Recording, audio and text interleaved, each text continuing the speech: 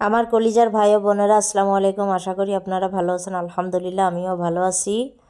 আজকে আমি ইলিশ মাছ রান্না নিয়ে চলে আসলাম আপনাদের মধ্যে। তো ইলিশ মাছ তো অনেকে অনেক রকম করে রান্না খান। আমাদের মাগুরার জেলায় ইলিশ মাছ যেভাবে রান্না করে খায় সেভাবে আজকে আপনাদের রান্না করে দেখাবো। আমার কলিজার আপুরা ভাইয়ারা মাছটা আমি সুন্দর করে কেটে নিতেছি। তো কেটে নেওয়ার পরে আমি ওখানে সুন্দর করে ধুয়ে নিব। ধুয়ে এই যে এখানে আমি রাখছি। এটাকে আমাদের মাগুরা জেলায় বলে, সেটা হলো জ্বালানো ইলিশ মাছ। জ্বালানো ইলিশ মাছ অর্থাৎ এটার সঙ্গে ঝোল থাকতে হবে। আর হচ্ছে এই যে মাখাচ্ছি আমি এখানে পেঁয়াজ আর কাঁচামরিচ, লবণ, হলুদ। তারপরে আরেকটা জিনিস ব্যবহার করব, সেটা হচ্ছে একটু জিরা বাটা। তো এই যে আমি হাতে মাখাচ্ছি, হাতেই মনে করেন যে আমি একদম নরম করে ফেলব মাখানোটা, পেঁয়াজ মরিচ মাখানোটা। এটা কিন্তু অবশ্যই রসুন দেবেন না।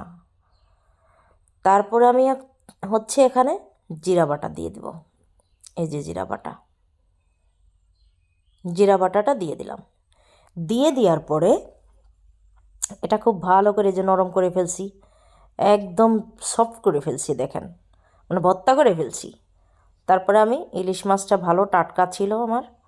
ইলিশ মাছের যে কানও নিয়ে নিয়েছি আমি, কারণ ইলিশ মাছ আমার খুবই পছন্দ, মানে এর কিছু ফেলতেই চাই না আমি, এরকম একটা ব্যাপার। তো একটু আবার ডিমও হয়েছে দেখলাম। তো এই যে এখন যে আমি সুন্দর করে মাখাচ্ছি।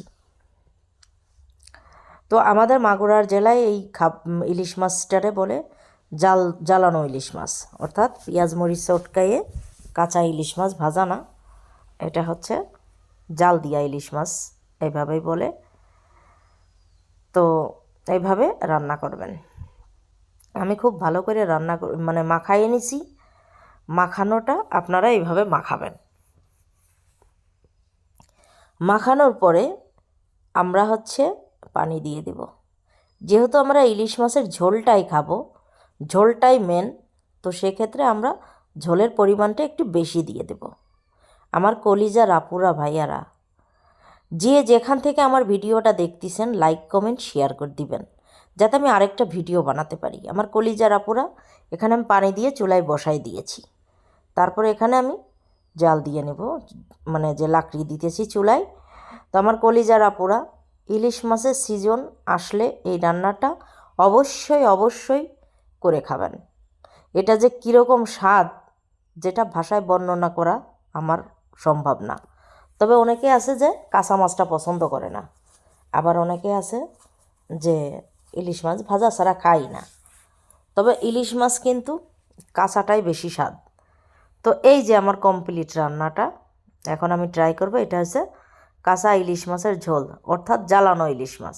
কাঁচামরিচগুলো এরকম থাকবে, হালকা একটু পেঁয়াজের, খুব সহজ, মানে খুবই সিম্পল রান্নাটা, মশলা কম। মানে এটা ঝোল দিয়ে যে আমি যে ভাত খাচ্ছি, এটা যে কীরকম স্বাদ, আমার আপুরা, কলিজার আপুরা ভাইয়ারা, আপনারা অবশ্যই ট্রাই করে খাবেন।